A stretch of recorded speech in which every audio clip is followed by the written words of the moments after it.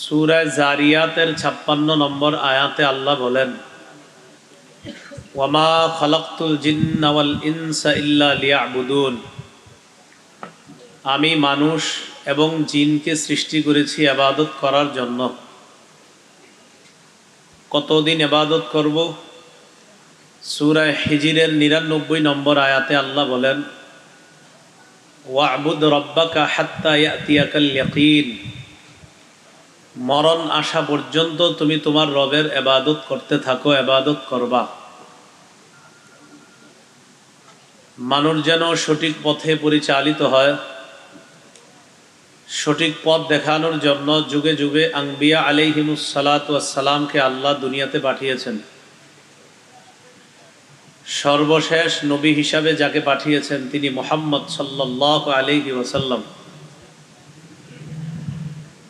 রাসূলুল্লাহ সাল্লাল্লাহু আলাইহি ওয়াসাল্লাম দুনিয়াতে আগমন করলেন। তিনি যেই গোত্র থেকে আগমন করলেন, এই গোত্রটার নাম বনু হাশেম। বনু হাশেম গোত্রটা এটা আল্লাহর একটা নির্বাচিত গোত্র। তিরমিজি শরীফের 3606 নম্বর হাদিসের বর্ণনা। রাসূলুল্লাহ সাল্লাল্লাহু আলাইহি ওয়াসাল্লাম বলেন, ইন্নাল্লাহ আসতাফা কিনানাতা মিন ওয়ালাদি ইসমাঈল। আল্লাহ তাআলা ইসমাইল নবীর বংশধরদের থেকে কেনানা গোত্রকে নির্বাচন করেছেন। ওয়াসতাফা কুরাইশাম মিন কিনানা। আল্লাহ কেনানা বংশ থেকে কুরাইশ গোত্রকে নির্বাচন করেছেন। ওয়াসতাফা হাশিমান মিন কুরাইশ। আল্লাহ কুরাইশ বংশ থেকে হাশিমি গোত্রকে নির্বাচন করেছেন।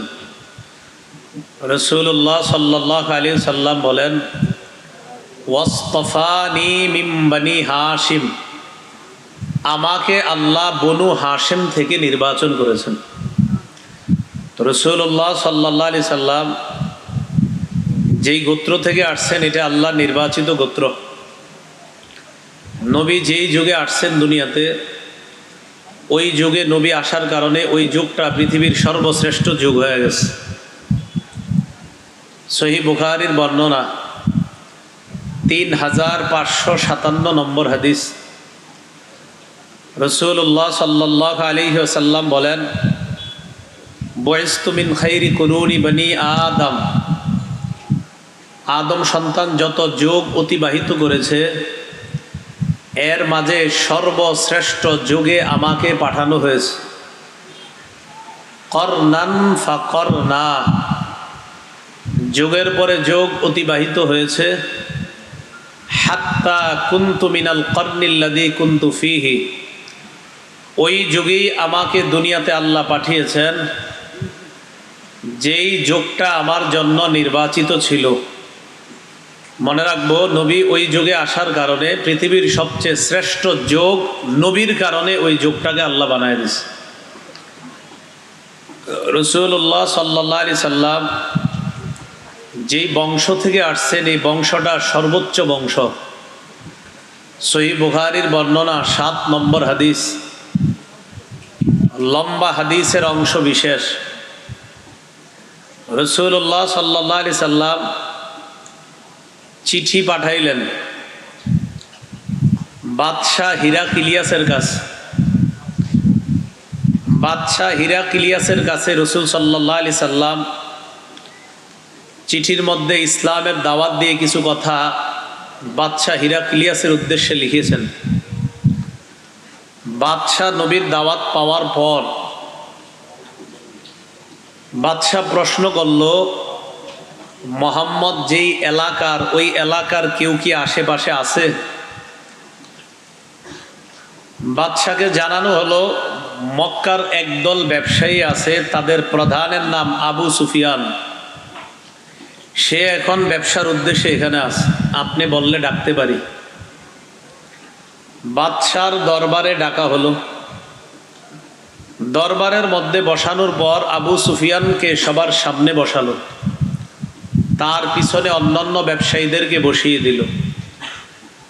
বাদশাহ আবু সুফিয়ানের ভাষা বুঝে না, আবু সুফিয়ান বাদশার ভাষা বুঝে না। দুই পক্ষের ভাষা, একজনের ভাষা আরেকজনকে বুঝিয়ে দেওয়ার জন্য একজন দুভাষী নির্বাচন করা হলো, যিনি বাদশার কথা আবু সুফিয়ানকে বুঝিয়ে দিবেন, আবার আবু সুফিয়ানের কথা বাদশাকে বুঝিয়ে দিবেন। আরবিতে তাকে বলা হয় তুরজুমান, বাংলাতে বলা হয় দুভাষী। বাদশাহ আবু সুফিয়ানকে যখন প্রশ্নগুলো করেছেন, আবু সুফিয়ান তখনও মুসলমান হননি। ইসলামের সবচেয়ে প্রধান শত্রু ছিলেন আবু সুফিয়ান তখন। বাদশাহ আবু সুফিয়ানকে আমাদের নবীর ব্যাপারে যতগুলা প্রশ্ন করছে, নবীর প্রধান শত্রু হওয়া সত্ত্বেও নবীর ব্যাপারে সব সত্য কথা বলছে। বাদশাহ আবু সুফিয়ানকে প্রশ্ন করেছিল, সাআলতুকা আন নাসাবিহি, আমি তোমাকে জিজ্ঞাসা করেছিলাম তার বংশ সম্পর্কে। ফাযাকারতা আন্নাহু যু নাসাব, তুমি জবাব দিয়েছ তিনি সম্ভ্রান্ত বংশের। ওয়া কাযালিকা রুসুলু তুবআসু ফি নাসাবি কওমিহা, প্রকৃতপক্ষে রসুলদেরকে সবচাইতে শ্রেষ্ঠ সম্ভ্রান্ত বংশ থেকেই দুনিয়াতে পাঠানো হয়। এই হাদিস থেকে বুঝলাম রসুল্লাহ সাল্লাল্লাহু আলাইহি সাল্লামের বংশটা উঁচু বংশ। রসুল্লাহ সাল্লাল্লাহু আলাইহি সাল্লামের নির্বাচিত প্রসিদ্ধ 5টি নাম ছিল। কয়টি? 5টি। সহিহ বুখারীর বর্ণনা 3532 নম্বর হাদিস। এই হাদিসের মধ্যে আসছে রসুল্লাহ সাল্লাল্লাহু আলাইহি সাল্লাম বলেন, লি খামসাতু আসমা, আমার 5টি নাম আছে। আনা মুহাম্মদ, 1 নাম্বার আমার নাম মুহাম্মদ, মানে প্রশংসিত, যার প্রশংসা করা হয়। 2 নাম্বার ও আহমদ, আমার নাম আহমদ, মানে অধিক প্রশংসাকারী। 3 নাম্বার আনাল মাহি আল্লাযী ইয়ামহুল্লাহু বিল কুফর, আমার নাম মাহি, মাহি মানে মুছে দেওয়া, আল্লাহ আমার মাধ্যমে সমস্ত কুফুর শিরিককে মুছে দিবেন। 4 নাম্বার আনাল হাশির আল্লাযী ইউহশারুন নাসু আলা কাদামাইয়া, আমি হাশির, হাশির মানে আমার চারপাশে সবাইকে সমবেত করা হবে। 5 নাম্বার আনাল আকিব, আমি নবী হিসাবে দুনিয়াতে সর্বশেষ আগমনকারী নবী। সর্বশেষ নবীকে বলেন তো? বলেন মুহাম্মদ সাল্লাল্লাহু আলাইহি ওয়াসাল্লাম। সহিহ বুখারীর বর্ণনা 3535 নম্বর হাদিস। রাসূলুল্লাহ সাল্লাল্লাহু আলাইহি সাল্লাম বলেন, ইন্না মাসালি ওয়া মাসালাল আম্বিয়া মিন ক্বাবলি কামাসালি রাজুলিন বানা বাইতান ফাআহসানাহু ওয়া আজমালাহু ইল্লা মাওদিআ লাবিনা, আমার দৃষ্টান্ত আর আমার পূর্ববর্তী নবীদের দৃষ্টান্ত এমন এক ব্যক্তির মতো যিনি একটি সুন্দর ঘর বানিয়েছেন। এই ঘরটি তিনি সাজিয়েছেন ইল্লা মাওদিআ লাবিনাতিন ফি জাওিয়া, তবে ঘরের কোনায় একটা ইটের জায়গা পরিমাণ ফাঁকা রাখছে। বলেন তো আপনারা, একটা ঘর বানানোর পর, ঘরটা সাজানোর পর ইটের একটা জায়গা ফাঁকা রাখলে ঘর কি সমাপ্ত না অসমাপ্ত? ফাজাআলান নাসু ইয়াতুফুনা বিহি, জনগণ ওই ঘরটা দেখতে যায়, চারপাশে ঘুরে। ওয়ায়াজাবুন আলা, আশ্চর্য হয়। বলেন তো আপনারা, ঘর দেখে আশ্চর্য হয় কেন? ঘরের কোনায় ইট নাই, এত সুন্দর ঘর। ওয়ায়াকুলুনা হাল্লা উদিআত হাযিহিল লাবিনা, সবাই আশ্চর্য হয়ে বলা বলি করে, এই ইটটা কেন লাগানো হলো না?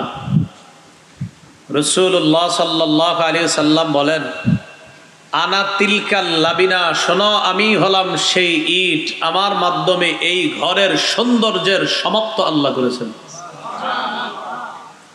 আনা খাতামুন নবিয়্যিন আলা নাবিয়্যা বাদি, আমি শেষ নবী, আমার পরে আর কোনো নবী নাই।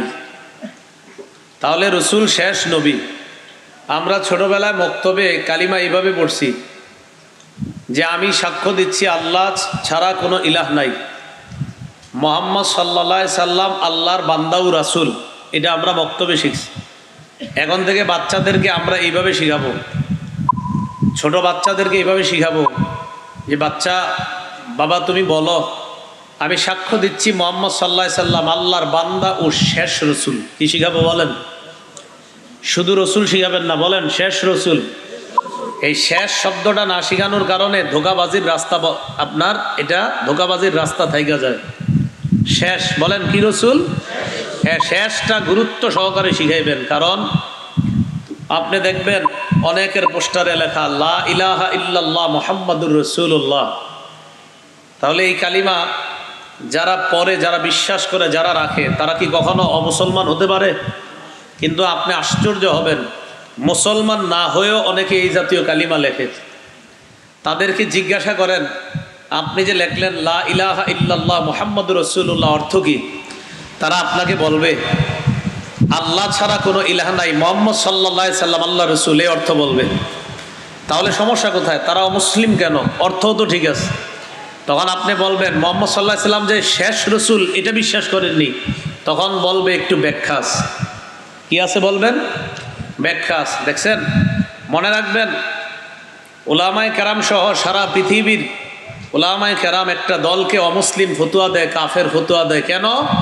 তারা কিন্তু আমাদের নবীরে নবী মানে, কিন্তু শেষ নবী মানে না। তারা আমাদের নবীরে কি মানে? নবী মানে, শেষ নবী মানে না।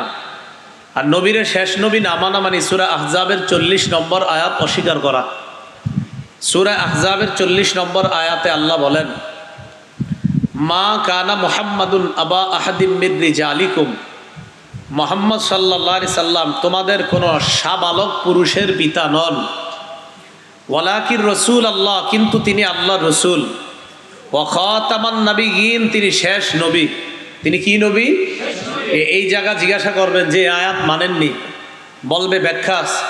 ইমাম গাজালি বলেছেন এই আয়াতে ব্যাখ্যার কোনো সুযোগ নাই, মুহাম্মদ সাল্লাল্লাহু আলাইহি সাল্লামের পরে আর কোনো নবী নাই। তাহলে বলেন তো, ব্যাখ্যার কোনো কি নাই? সুযোগ নাই। মুহাম্মদ সাল্লাল্লাহু আলাইহি সাল্লামের পরে আর কোনো কি নাই? নবী নাই। তিরমিজি শরীফের 2272 নম্বর হাদিস, রাসূলুল্লাহ সাল্লাল্লাহু আলাইহি সাল্লাম বলেন, আলা ইন্নার রিসালাতা ওয়ান নুবুওয়াতা ক্বাদ ইনকাতাআত ফালা নুবুওয়াতা ফালা রাসূলা ওয়ালা নুবুওয়াতা বাদি। শোনো, নবুয়ত এবং রিসালাতের ধারাবাহিকতা শেষ হয়ে গেছে। আমার পরে আর কোনো রসুলও আসবে না, আমার পরে আর কোনো নবীও আসবে না। তো কোত্থেকে বলছিলাম? নবীর 5টা নাম আছে।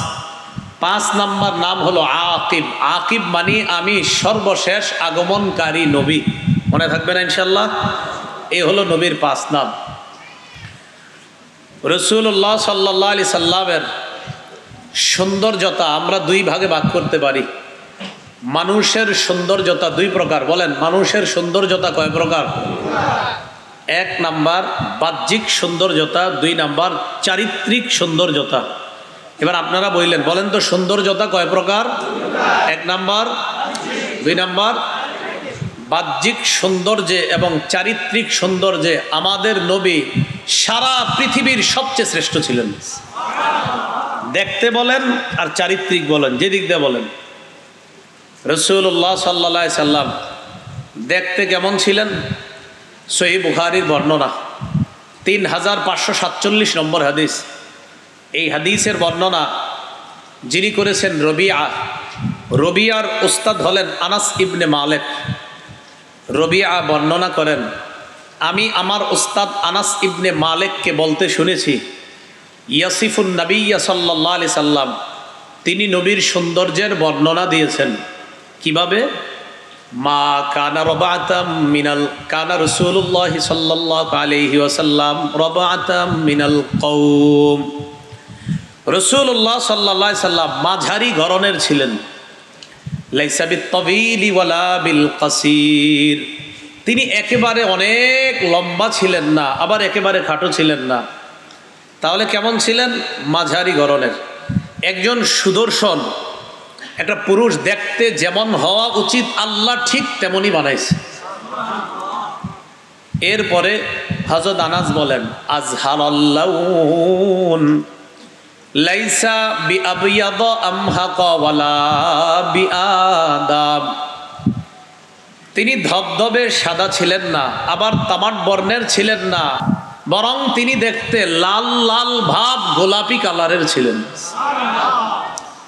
লাইসা বিজাদিন কাতিদিন ওয়ালা সাবতিন রাজিলিন, মাথার চুলগুলা একবারে কোকড়ানো ছিল না, ওয়ালা সাবতিন রাজিলিন, একবারে লম্বা ছিল না। তাহলে কেমন ছিল? অন্য বর্ণনায় সাহাবী বলেন, দেখলে মনে হতো চুলগুলা ঢেউ খেলতেছে। উনজিলা আলাইহি ওয়া হুয়া ইবনু 40 বছর বয়সে তাকে নবুয়ত দেওয়া হয়। ফালাবিসা বিমাক্কাতা 10 সিনিনা ইউনজালু আলাইহি, মক্কায় 10 বছর তিনি অবস্থান করেছেন, তার উপর তখনও কোরআন নাজিল হতো। ওয়া বিল মাদিনাতি 10 সিনিনা, মদিনায় 10 বছরের বেশি, মানে 13 বছর অবস্থান করেছেন। এই মোট 23 বছর তার উপর কোরআন নাজিল হয়েছে। কবিজা ওয়ালাইসা ফি রাসিহি ওয়ালা লিহিয়াতিহি 20 শা'রাতান বাইযা, রাসূল ইন্তেকাল করলেন, তার চুল আর দাড়ি এই দুইটা মিলায়া 20টা সাদা চুল পাওয়া যায় নাই। চুল আর দাড়ি দুইটা মিলায়া 20টাও সাদা পাওয়া যায় নাই। হযরত আনাসের ছাত্র রবিয়া, দরে হাদিসের ছেলেরা দেখে নিতে পারেন, এই রবিয়া হযরত আনাসরে বলছেন, রাআইতু শা'রাম মিন শারিহি, আমি নবীর একটা চুল দেখছি, নবীর একটা চুল দেখছি। ফাইদা হুয়া আহমারু, চুলটা লাল দেখছি। আমি আমার উস্তাদরে প্রশ্ন করলাম, চুল লাল কেন? উস্তাদ জবাব দিলেন, ইহমাররা মিনাত তিবি, সুগন্ধি লাগানোর কারণে চুলটা লাল হয়ে গেছে। কি লাগানোর কারণে? সুগন্ধি। রাসূলুল্লাহ সাল্লাল্লাহু আলাইহি সাল্লামের আরেক সাহাবী বারা ইবনে আজিব রাদিয়াল্লাহু তাআলা আনহু, এই বারা ইবনে আজিব রাদিয়াল্লাহু তাআলা আনহুকে জিজ্ঞাসা করা হলো। সহিহ বুখারীর বর্ণনা 3552 নম্বর হাদিস। এই হাদিসের মধ্যে আসছে, সুইলাল বারা ইবনে আজিব রাদিয়াল্লাহু তাআলা আন আকানা ওয়াজহু রাসূলিল্লাহি সাল্লাল্লাহু আলাইহি ওয়াসাল্লাম মিসলাস সাইফ। বারা ইবনে আজিবকে জিজ্ঞাসা করা হলো, রাসূলুল্লাহ সাল্লাল্লাহু আলাইহি সাল্লাম কি তরবারির মতো সুন্দর ছিলেন? বারা ইবনে আজিব জবাব দিলেন, লা বাল মিসলাল কমার, তিনি চাঁদের মতো সুন্দর ছিলেন। রাসূলের সাহাবী কাব ইবনে মালিকের বর্ণনা, সহিহ বুখারীর 3556 নম্বর হাদিস। এই হাদিসের বর্ণনা আব্দুল্লাহ ইবনে কাব ইবনে মালিক বলেন, মানে কাব ইবনে মালিকের ছেলে আব্দুল্লাহ, তিনি বলেন, আমার আব্বা নবীর কাছে গেছে। তো আমার আব্বা নবীর কাছে যাওয়ার পর আমার আব্বা বলেন, ফালাম্মা সাল্লামতু আলা রাসূলিল্লাহি সাল্লাল্লাহু আলাইহি ওয়াসাল্লাম ওয়া হুয়া ইয়াবরুকু ওয়াজহুহু মিনাস সুরুর, আমি যখন আল্লাহ রাসূলকে সালাম দিলাম, চেহারা মুবারকটা তাকায় দেখলাম খুশিতে আনন্দে ঝলঝল করতেছে। ওয়াকানা রাসূলুল্লাহি সাল্লাল্লাহু আলাইহি ওয়াসাল্লাম ইদা সুররা ইস্তানারা ওয়াজহুহু, আল্লাহ রসুল যখন খুশি হইতেন এমনিতেই তার চেহারায় আনন্দের ছাপ দেখা যাইত। জানো নবী খুশি হইলে কেমন দেখা যাইত? কান্নাহু কিতাআতু কমার, যেন একটা চাঁদের টুকরা। রসুল খুশি হইলে চেহারাটা দেখলে মনে হইতো কিতাআতু কমার, চাঁদের টুকরা। কুন্না নারিফু যালিকা মিনহু, মুখমণ্ডলের এই অবস্থা দেখে আমরা বুঝতাম রসুলের হালাত। এই হলো নবীজির চেহারা মোবারক। হাত কেমন ছিল? সহিহ বুখারীর 3561 নম্বর হাদিসের বর্ণনা। এই হাদিসের মধ্যে আসছে, আনাস ইবনে মালিক রাদিয়াল্লাহু তাআলা আনহু বলেন, 3567 নম্বর হাদিসে আসছে, আনাস ইবনে মালিক বলেন, মা মাসিস্তু হারিরান ওয়ালা দিবাজা আলিয়ানা মিন কাফি রাসূলিল্লাহি সাল্লাল্লাহু আলাইহি ওয়াসাল্লাম, নবীর হাতের চাইতে এত নরম কোন রেশমও আমি কখনো ধরি নাই। নবীর হাত রেশমের চাইতেও তুলতুলে নরম ছিল। হাত মোবারক এত সুন্দর ছিল রাসূলুল্লাহ সাল্লাল্লাহু আলাইহি ওয়াসাল্লাম। এ হলো আপনার শারীরিক সৌন্দর্য। নবীজির চারিত্রিক সৌন্দর্য কেমন? সূরা কলামের 4 নম্বর আয়াতে আল্লাহ বলেন, ওয়া ইন্নাকা লাআলা খুলুকিন আযীম। আমি আল্লাহ সাক্ষী দিলাম আপনি মহান চরিত্রের উপর অধিষ্ঠিত আছেন। নবীজির বলেন, আল্লাহ বলছেন এই কথা। আম্মা জান আয়েশা সিদ্দিকা রাদিয়াল্লাহু তাআলা আনহার কাছে সাদ ইবনে হিশাম নামে এক তাবী আসার পর আম্মা জান আয়েশাকে বললেন, আখবিরিনি আন খুলুকি রাসূলিল্লাহি সাল্লাল্লাহু আলাইহি ওয়াসাল্লাম। আম্মা জান নবীর চরিত্রের ব্যাপারে একটু আমারে বলেন। এটা মুসনাদে আহমদের বর্ণনা, 25,302 নম্বর হাদিস। আম্মাজানকে বললেন যে আম্মাজান নবীর চরিত্রের ব্যাপারে আমাকে কিছু বলেন। আম্মাজান বললেন, কানা খুলুকুহু আল কোরআন। এই পুরা কোরআনটাই নবীর চরিত্র, কোরআনটাই নবীর চরিত্র। তো কোরআন নবীর চরিত্র মানে কি? কোরআনের যা আদেশ নবী সব পালন করছে, কোরআনের যা নিষেধ সবগুলা থেকে বেঁচেছিলেন। 100% যেই আমল যিনি করেছেন তিনি মুহাম্মদ সাল্লাল্লাহু আলাইহি সাল্লাম। এই জন্য আম্মাজান বলেন, নবীরে খুঁজবা, চরিত্র খুঁজবা তো কোরআন পড়বা, পুরা কোরআনটাই নবীর চরিত্র। রাসূলুল্লাহ সাল্লাল্লাহু আলাইহি সাল্লাম নিজেই বলেন, একটা কিতাব আছে মাজমাউজ জাওয়াইদ 9 নম্বর খণ্ড 18 নম্বর পৃষ্ঠা। قال رسول الله صلى الله عليه وسلم إنما بعثت لأتمم مكارم الأخلاق। আমাকে পাঠানো হয়েছে উত্তম চরিত্রের পূর্ণতা দেওয়ার জন্য, মানে আমার মাধ্যমেই উত্তম চরিত্রের পূর্ণতা দুনিয়াতে হবে, এটা আল্লাহ আমার মাধ্যমেই পূর্ণতা দান করবেন, এই জন্য আমাকে পাঠানো হয়েছে। নবীজির চরিত্রের কিছু বৈশিষ্ট্য শুনি। এখন আপনাদের সামনে আমি কথা বলতেছি। নবী কথা বলতেন, কিভাবে কথা বলতেন? সহিহ বুখারীর 95 নম্বর হাদিস, কানা রাসূলুল্লাহি সাল্লাল্লাহু আলাইহি ওয়াসাল্লাম ইযা তাকাল্লামা সালাসা হাত্তা তুফহামা আন। রাসূলুল্লাহ সাল্লাল্লাহু আলাইহি সাল্লাম যখন কথা বলতেন মাঝে মাঝে এক কথা 3 বার বলতেন যেন স্পষ্ট বুঝে আসে। এই হাদিস থেকে বোঝা যায় ওস্তাদ ছাত্রকে পড়ানোর সময় যতক্ষণ না বুঝবে ততক্ষণ বোঝানো কর্তব্য উচিত। রাসূলুল্লাহ সাল্লাল্লাহু আলাইহি সাল্লাম এক কথা 3 বার বলতেন যেন সবাই বুঝে। আরেকটা হাদিস বললে আপনারা স্পষ্ট হবেন। বলেন তো এখানে কত?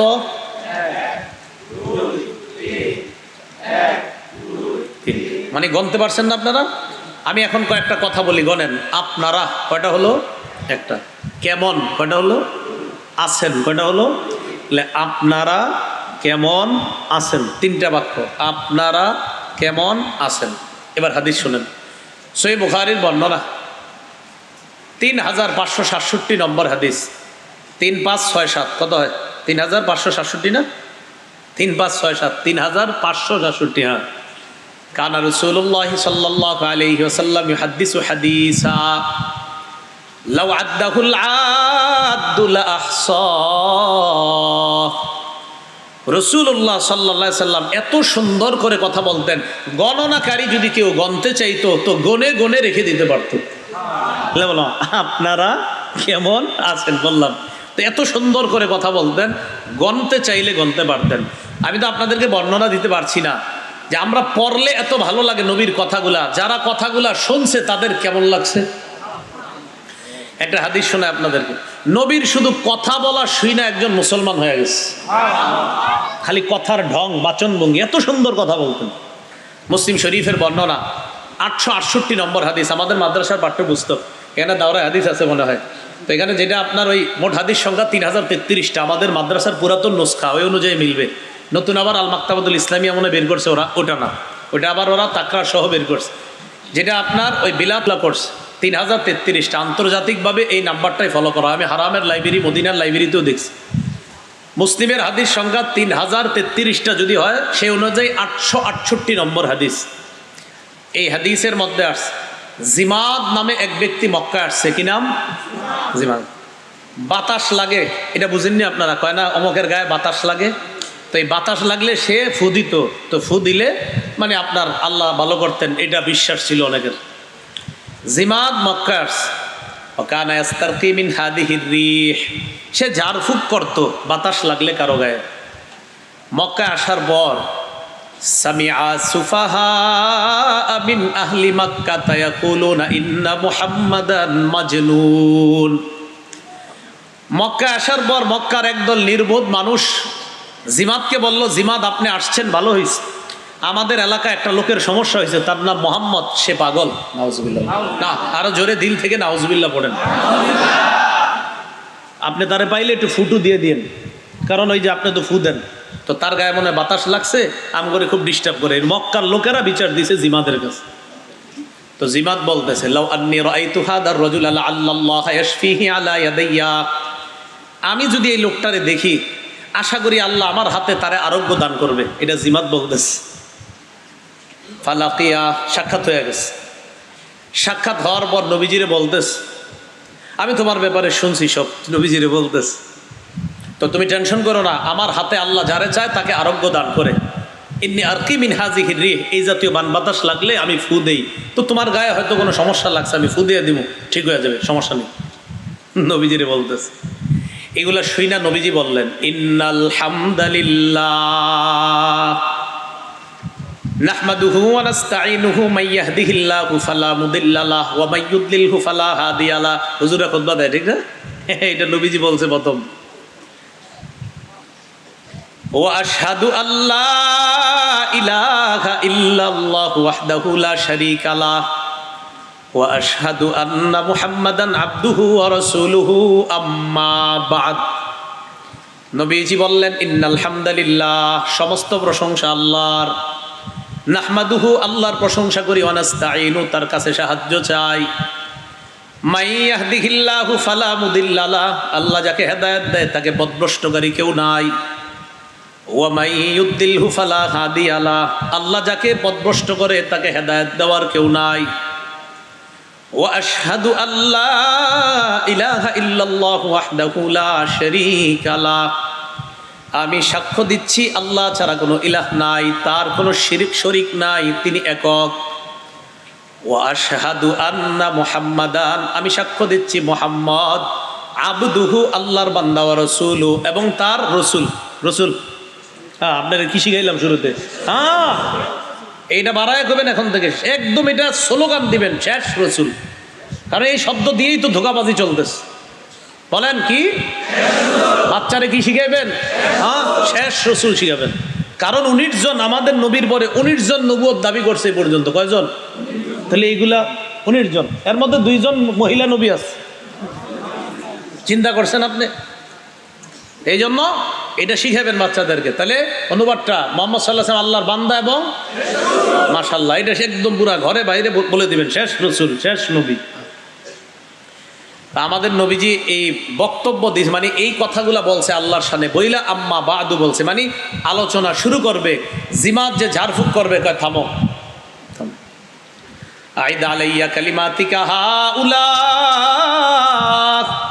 তুমি যেই কথাগুলা বলছো আবার আমার একটু বলো তো এগুলা। ফাআদাহুন্না আলাইহি সালাসা মাররাত, নবী অবিকল কথাগুলা 3 বার বললেন। কয়বার? 3 বার। জিমাদের বক্তব্য, সামিআতু কাউলাল কাহানা ওয়া কাউলাস সাহারা ওয়া কাউলাশ শুআরা মা সামিআতু মিসলা কালিমাতিকা হাউলা। আমি গণকের কথা শুনেছি, আমি জাদুকরের কথা শুনেছি, আমি কবিদের কথা শুনেছি, আল্লাহর কসম এরকম কথা কখনো শুনিনি। লাকাদ বালাগনা নাউসাল বাহরি, তোমার এই কথার গভীরতা সমুদ্রের গভীরে পৌঁছে গেছে। হাতি আদাকা, হাতটা বাড়া দাও, উবাইউকা আলাল ইসলাম, এই মুহূর্তে বায়াত গ্রহণ করে মুসলমান হয়ে যেতে চায়। দেখছেন নি আমগো নবীর কথা কত সুন্দর, কথা শুই না মুসলমান হয়ে যায় না। আমরা এত চেষ্টা করে আপনাকে বুঝাইতে পারি না, কারণ সব নিয়ত তো খারাপ। কয়জনের নিয়ত ভালো থাকে বুঝেন না, এর লেগে বুঝে না মানুষ। আমি করি, টেনশনে থাকি, যাওয়ার সময় যেন পকেটে কত দেয়। আবার এখানে যারা বসেন আপনারা চিন্তা করেন হুজুরের টান্ডা দেয় না কা।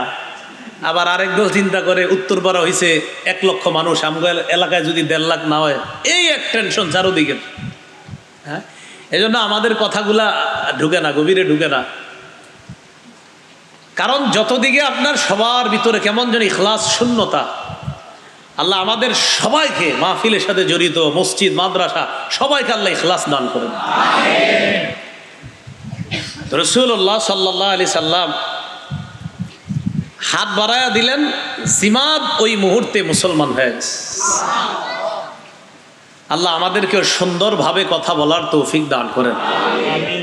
আমি এই হাদিসটা যখন আপনার প্রায় সময় পড়ি আমি চিন্তা করি, আচ্ছা কথা বললে মানুষ মুসলমান হয়, এটা হাদিসে বইরে এত মজা লাগে, তো যিনি কথাগুলা শুনছে তার কত মজা লাগছে। এগুলো আমাদের নবীজির কথা বলার বাচন ভঙ্গি, কথা বলতেন খুব সুন্দর করে। নবীজির চরিত্রের আরেকটা বৈশিষ্ট্য, নবীজি রাগ করতেন, রাগের সময় নিজেরে দমন করতেন, মানুষ হিসাবে রাগ করতেন, খুব দমন করতেন। সহিহ বুখারীর বর্ণনা 6088 নম্বর হাদিস। এই হাদিসের মধ্যে আসছে রাসূলুল্লাহ সাল্লাল্লাহু আলাইহি সাল্লামের কাছে এক গ্রাম্য ব্যক্তি আসছে। আনাস ইবনে মালিক রাদিয়াল্লাহু তাআলা আনহুর বর্ণনা। কয়েকটা কথা মনে রেখেন, দেখবেন নবীজির শারীরিক গঠন এই বর্ণনাগুলো বেশি হযরত আনাস দেয় আর বারা ইবনে আযেব। কেন? কারণ হযরত আনাস আর বারা ইবনে আযেব এরা বেশিরভাগ রসুলের সাথে থাকতেন, আর হযরত আনাস তো নবীজির 10 বছর খাদেম ছিলেন। নবীজির ইসলামী রাষ্ট্রের যে অভ্যর্থনা বিভাগ ছিল, আল্লাহ রসুল ইসলামী রাষ্ট্রনায়ক ছিলেন না, তো মদিনার সনদ যে 47টা ধারা নিয়ে একটা সনদ তৈরি করে আল্লাহ রসুল সাল্লাল্লাহু আলাইহি সাল্লাম যে ইসলামী রাষ্ট্র গঠন করেছিলেন, এই ইসলামী রাষ্ট্রে রসুল সাল্লাল্লাহু আলাইহি সাল্লামের কিন্তু ব্যক্তিগত একটা বিভাগ ছিল। এই ব্যক্তিগত বিভাগের একান্ত সচিব ছিলেন এক সাহাবী, তার নাম কি? হানজালা ইবনুর রবি'। কি নাম? হানজালা। এগুলো আমরা মুখস্থ করা দরকার তো। হানজালা ইবনুর রবি' নবীর সিল সংগ্রহ করতেন, তিনি সিল সবসময় সিল রাখতেন, কোথায় সিল দিতে হবে না দিতে হবে। তো রসুলের আরেকটা বিভাগ ছিল অভ্যর্থনা বিভাগ। এই বিভাগে যারা বহিরাগত তাদেরকে অভ্যর্থনা জানাইতেন। এই বিভাগের দায়িত্বে ছিলেন দুইজন, একজন হযরত আনাস আর একজন বারা ইবনে আযেব। কেউ আসলে তাদেরকে অভ্যর্থনা জানাইতেন এই আনাস আর বারা ইবনে আযেব। রসুল সাল্লাল্লাহু আলাইহি সাল্লামের কিন্তু আইনশৃঙ্খলা বাহিনীও ছিল। আপনারা পড়েন তারিখে আছে শুরতা, শুরতার বাংলা হলো পুলিশ। রসুল সাল্লাল্লাহু আলাইহি সাল্লামের আইন শৃঙ্খলা বাহিনী ছিল। এই বাহিনীর প্রধান ছিল কে? কাইস ইবনে সাদ রাদিয়াল্লাহু তাআলা। হ্যাঁ, নবীজির ইসলামী রাষ্ট্রেরও আপনার সব বিভাগ ছিল। রসুলের বিচার বিভাগ ছিল। এই বিভাগের প্রধান ছিলেন হযরত আলী এবং হযরত মুআজ ইবনে জাবাল রাদিয়াল্লাহু তাআলা আনহুমা।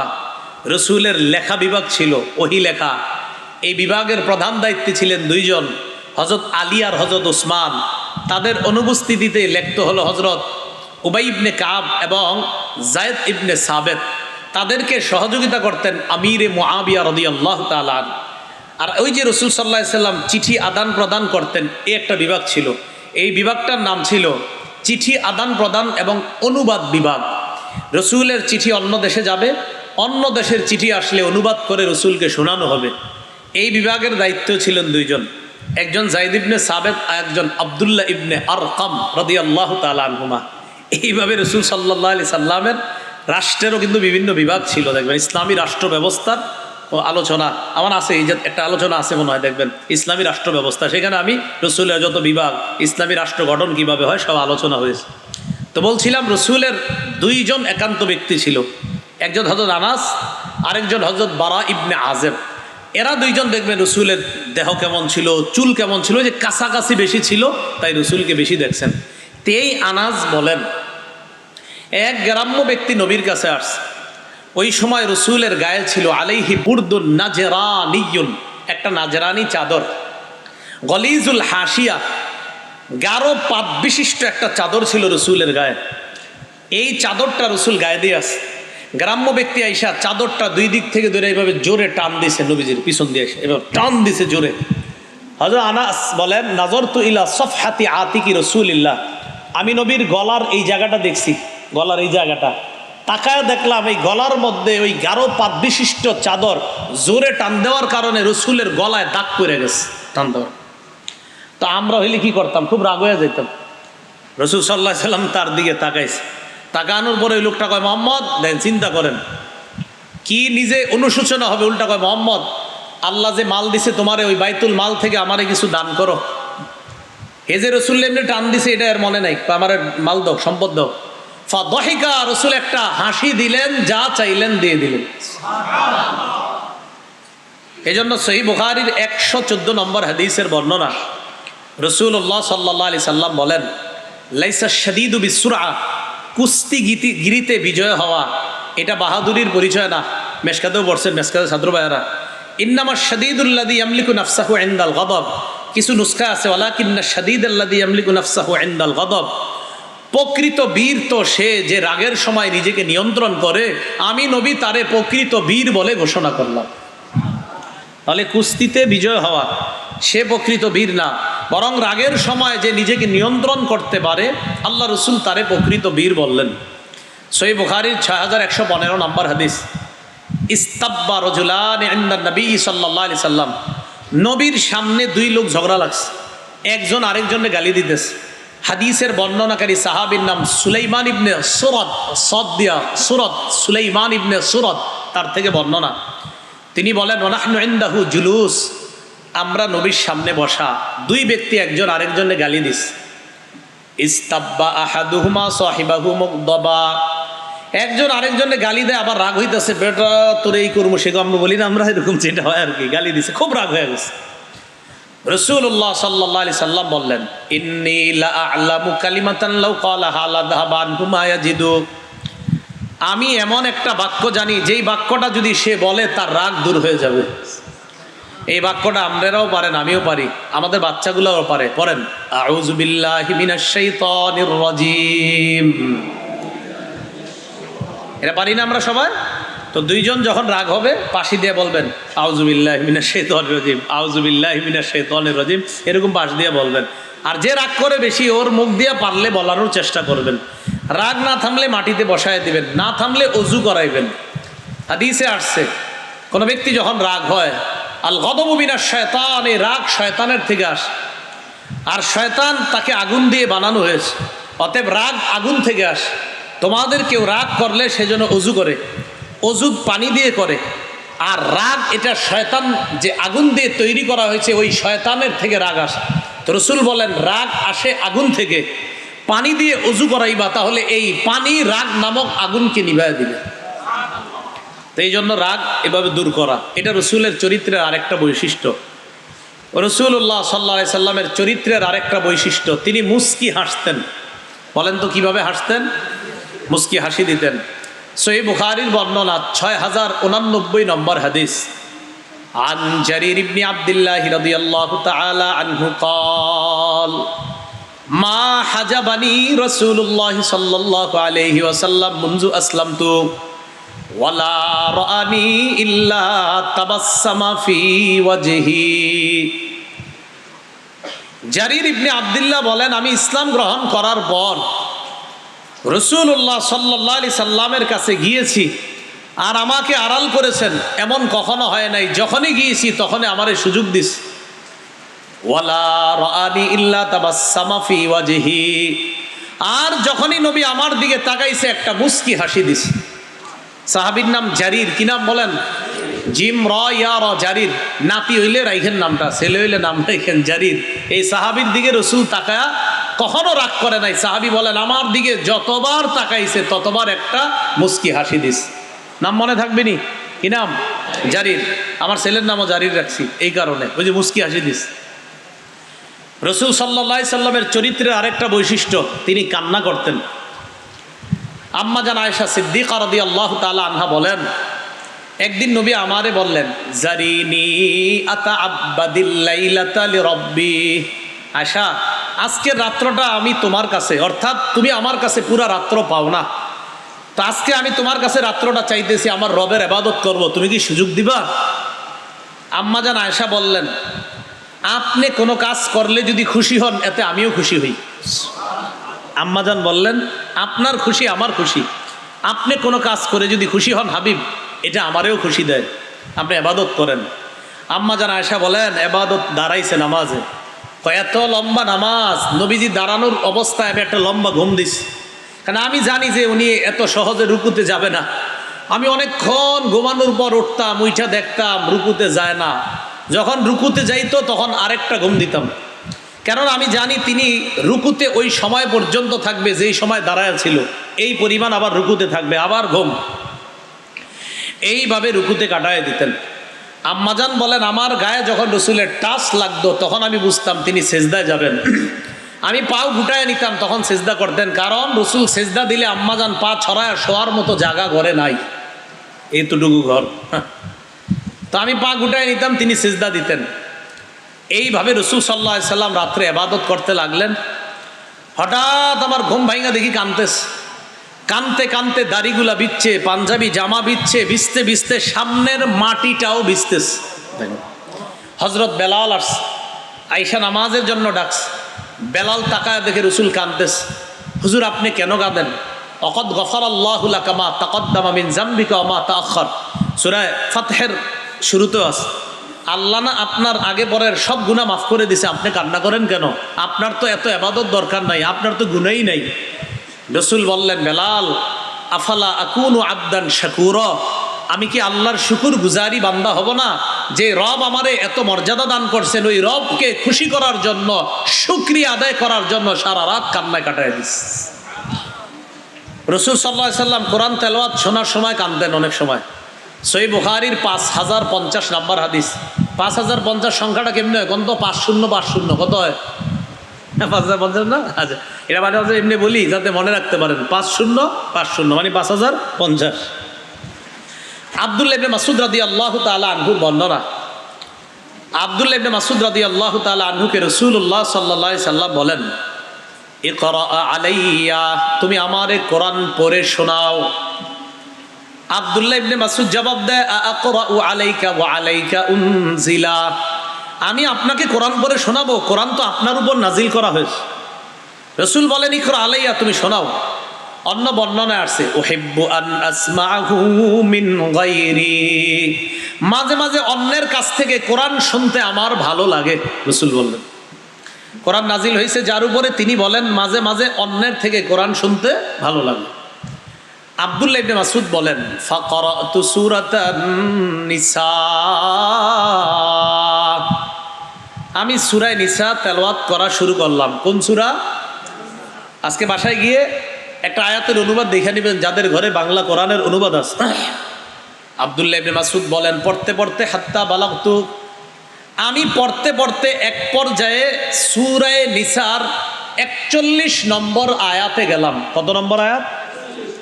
এই 41 নম্বর আয়াতটা আমি যখন পড়লাম, নবী আমাকে বললেন, হাসবুকাল আন, এখন থামো, যথেষ্ট, থামো, যথেষ্ট। আব্দুল্লাহ ইবনে মাসউদ কয়, থামাইলো কেন? সূরাটার 41 নম্বর আয়াত। কোন সূরা? সূরা নিসা 41 নম্বর আয়াতের অনুবাদটা শুনেন। আল্লাহ বলেন, ফাকাইফা ইযা জিনা মিন কুল্লি উম্মাতিন বিশাহিদ, ফাকাইফা, কেমন হবে সেদিন তাদের অবস্থা, ইযা জিনা মিন কুল্লি উম্মাতিন বিশাহিদ, আমি যখন প্রত্যেক উম্মত থেকে একজন সাক্ষী উপস্থিত করব। ওয়াজিনা বিকা আলা হাউলাই শাহীদা, আর আমি আপনাকেও সাক্ষী হিসাবে উপস্থিত করব তাদের ব্যাপারে, মানে আপনার উম্মতের ব্যাপারে। রসুল চিন্তায় পড়ে গেলেন, আহারে কি অবস্থা জানি হবে সেদিন। তো এই আয়াতটা পড়ার পর রাসূলুল্লাহ সাল্লাল্লাহু আলাইহি সাল্লাম তার সাহাবী আব্দুল্লাহ ইবনে মাসউদকে থামায়া দিলেন। কেন? যে এই আয়াতের অনুবাদটা একটা পেরেশানির মধ্যে ফেলে দেয়। তো এই জন্য রাসূলুল্লাহ সাল্লাল্লাহু আলাইহি সাল্লাম থামলেন। আব্দুল্লাহ ইবনে মাসউদ রাদিয়াল্লাহু তাআলা আনহু বলেন, ফালতাফাত্তু, আমি নবীর দিকে তাকাইলাম, তাকায়া দেখলাম, ফাইদা আইনাহু তাজরিফান, নবীর চোখ থেকে পানি পড়তেছে। রাসূলের চোখ থেকে কি পড়তেছে? পানি পড়তেছে। ইন্না লিল্লাহি ওয়া ইন্না ইলাইহি রাজিউন। হ্যাঁ,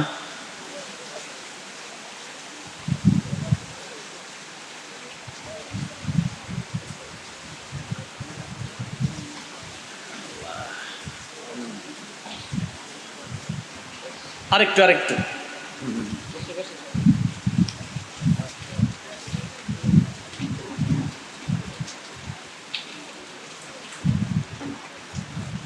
তারা আপনাদের জন্য অনেক কষ্ট করতেছে, আল্লাহ তাদেরকে জাযায়ে খায়র দান করেন।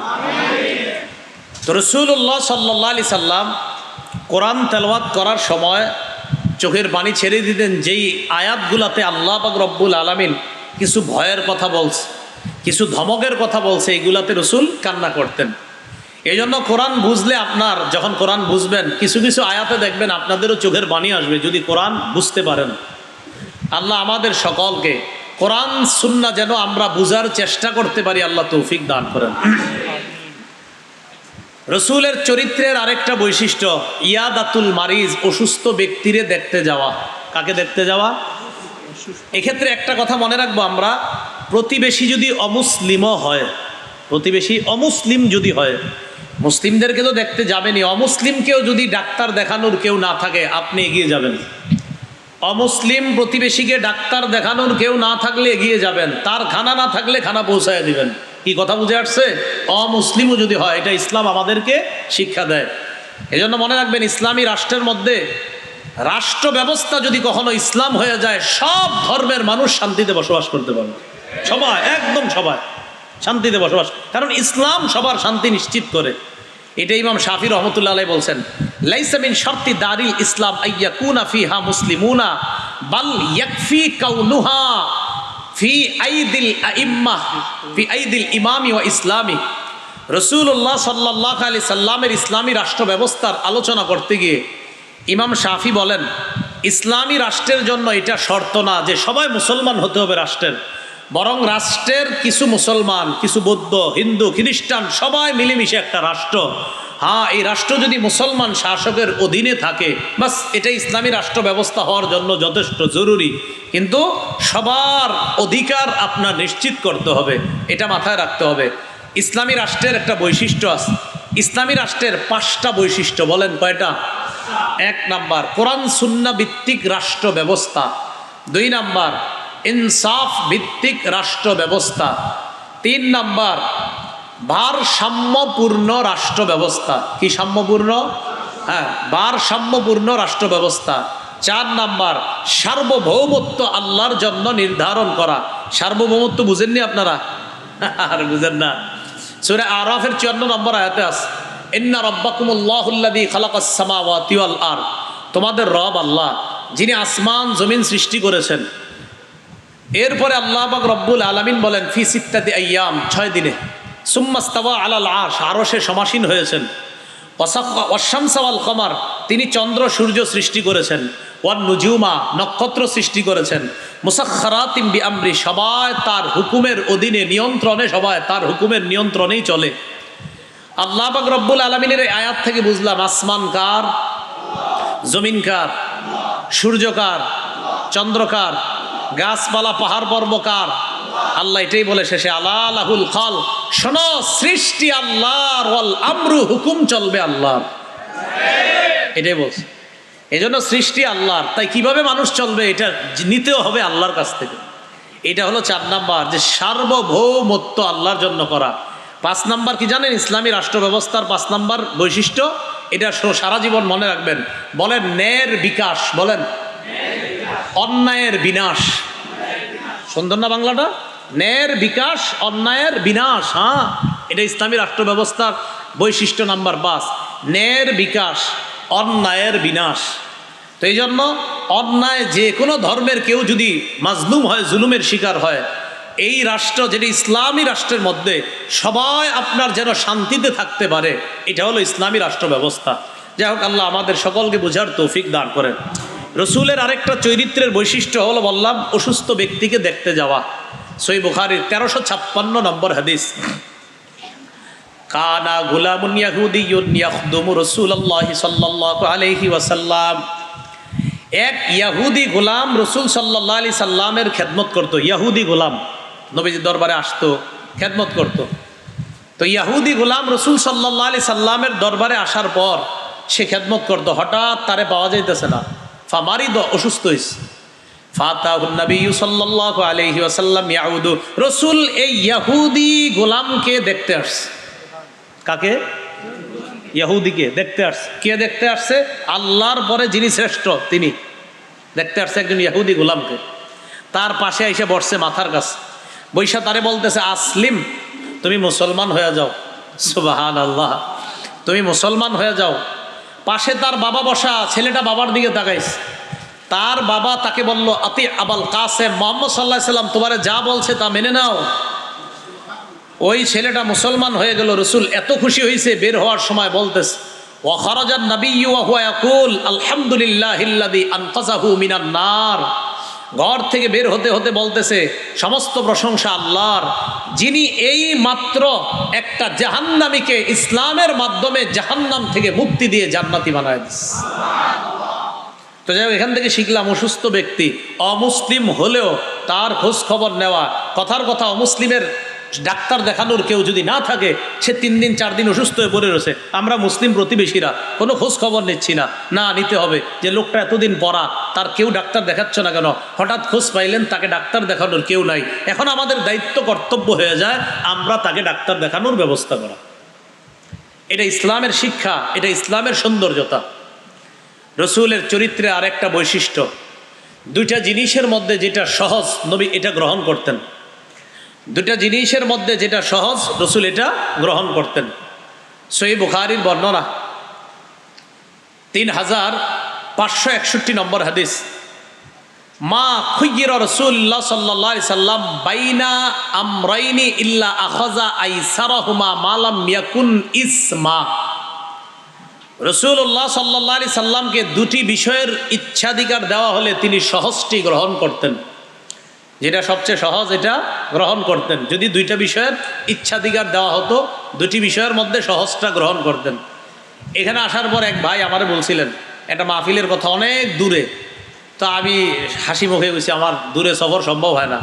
এই যে দেখেন আজকে হাদিসের দলিল সহজ, যেটা আমার জন্য এটা গ্রহণ করা সুন্নত। এটা আপনারা এটা যদি বলেন এটা সুন্নত, তো আমার জন্য সহজ, আমার ধর্মীয় সব কাজগুলা কইরা কাছে কাছে গিয়া মানুষের সামনে কিছু বলা সহজ, গ্রহণ করা তো এটা সুন্নাহের খেলাফ না। এই জন্য ওই সময় আমার এটা না বলা, দূরে দূরে কেন যাবেন না, অমুকে যায় তমুকে যায়, আমি তো সহজটা গ্রহণ করছি আর কি, আমার স্বাস্থ্যের প্রতি লক্ষ্য রেখে। আল্লাহ আমাদেরকে সর্বত্র সুন্নাহ মোতাবেক চলার তৌফিক দান করেন। হ্যাঁ, রাসূলুল্লাহ সাল্লাল্লাহু আলাইহি সাল্লাম সবচেয়ে যেটা সহজ এটা গ্রহণ করতেন। রাসূল সাল্লাল্লাহু আলাইহি সাল্লাম অশ্লীল ভাষী ছিলেন না। বলেন কি ছিলেন না?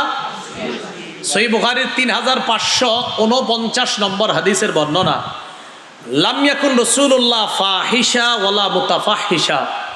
রাসূল অশ্লীল ভাষী ছিলেন না, অসৎ আচরণকারী ছিলেন না। এখান থেকে একটু শোনেন, যারা সাধারণত বেদাতি হয়, কি হয়? বেদাতি। বেদাতি মানে ইসলামের মধ্যে নতুন নতুন কাজ চালু করে এগুলা করবে। এই জাতীয় লোকগুলা যখন হক্কানি আলেমদের সাথে দলিলে না পারে, তখন তাদের শেষ অস্ত্র মুখের ভাষা খারাপ করা। এখন আপনি যদি বলেন আমি রসুলের আশেক, কিন্তু আপনার মুখের ভাষা খারাপ, কিন্তু আশেক হলেন না। রসুল অশ্লীল ভাষী ছিলেন না। ওয়ালা মুতাফাহিশা, তিনি অসৎ আচরণকারী ছিলেন না। ওয়াকানা ইয়াকুল ইন্না মিন খিয়ারিকুম আহসানাকুম আখলাকা। রসুল সাল্লাল্লাহু আলাইহি সাল্লাম বলতেন, তোমাদের মধ্যে সর্বোত্তম ওই ব্যক্তি যার চরিত্র সবচেয়ে বেশি সুন্দর। এবার আপনাদেরকে আরেকটা হাদিস শোনাই। এই হাদিসটা শোনানোর আগে কিছু মনে করেন না, বিয়ে করছি কারা কারা আমরা, সমস্যা নেই, আমিও করছি, মাশাআল্লাহ, হাত নামান। মানে এই হাদিসটা শোনার পর দেখেন এটা কেন আপনাদেরকে হাত উঠাইছে। তিরমিজি শরীফের 1162 নম্বর হাদিস, রাসূলুল্লাহ সাল্লাল্লাহু আলাইহি সাল্লাম বলেন, আকমালুল মুমিনিনা ঈমানান আহসানুহুম খুলুকা। সবচেয়ে কামেল মুমিন ওই ব্যক্তি যার চরিত্র সবচেয়ে বেশি সুন্দর, সে কামেল মুমিন, পূর্ণাঙ্গ মুমিন। পরে কি কয় দেখেন, ওয়া খিয়ারুকুম খিয়ারুকুম লিনিসাইহিম খুলুকা। তোমাদের মাঝে সর্বোত্তম ওই ব্যক্তি যেই ব্যক্তি তার বিবির কাছে চারিত্রিকভাবে ভালো। তোমাদের মাঝে শ্রেষ্ঠ ওই ব্যক্তি যে তার বিবির কাছে চারিত্রিকভাবে ভালো। এই জন্য বলছি কারা কারা বিয়ে করছেন। রাসূলুল্লাহ সাল্লাল্লাহু আলাইহি সাল্লাম বলেন যে কোনো ব্যক্তি যদি তার বিবির কাছে চারিত্রিক বৈশিষ্ট্যর দিক দিয়ে সেরা হয়, আমি নবী তাকে সেরা হিসাবে ঘোষণা করলাম। আর নবীও বলছেন আমার বিবিদের কাছে আমি শ্রেষ্ঠ। রাসূল বলছে আমার বিবিদের কাছে আমি শ্রেষ্ঠ, তোমরা তোমাদের বিবির কাছে চারিত্রিকভাবে শ্রেষ্ঠ হও। তো এই জন্য বললাম যে রাসূল সাল্লাল্লাহু আলাইহি সাল্লাম বলেন কামেল মুমিন ওই ব্যক্তি